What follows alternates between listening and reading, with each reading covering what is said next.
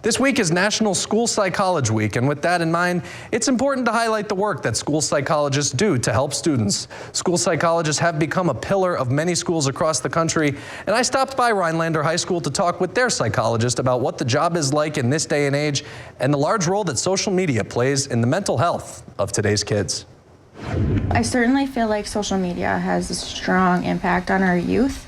I do worry about the sites that they're accessing and like the nonstop peer conflict that can happen with those sites. As National School Psychologist Week comes to an end, Rhinelander High School psychologist Brianna Eadington is reflecting on the complex nature of her job. She says that the ever-increasing social media use among today's teens is the driving force behind many of the mental health issues they face, such as depression, ADHD, and more. A lot of anxiety, some body dysmorphia, like a lot of comparison in our youth, boys included, comparing their bodies to others and feeling self-conscious about it. So there's just a lot of things these youth are dealing with that I don't think a lot of adults around the area are noticing has such an impact on their school day. Some of these issues can also lead to peer-on-peer conflict both at school and online, which Eadington says she spends much of her time teaching kids how to deal with and avoid. So if someone is reaching out to you and doing these things or saying these things, how can you protect yourself? Who are the resources around you can go to for help?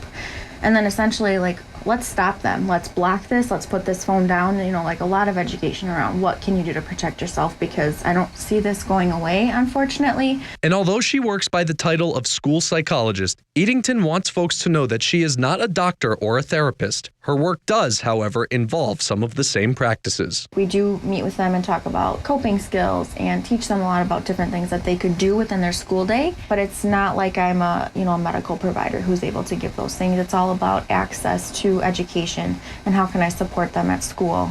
So it's a little bit different than I think you think of when you hear the word psychologist. Eadington also pointed to technology as why today's kids have so much more access to and knowledge of the outside world than previous generations, and wants adults to keep that in mind. Like, these kids are kind of taking on more just with the vast resources that are open to them. And so I think I get further with them when I'm talking to them like a real adult, because they're understanding a lot more than we think they do.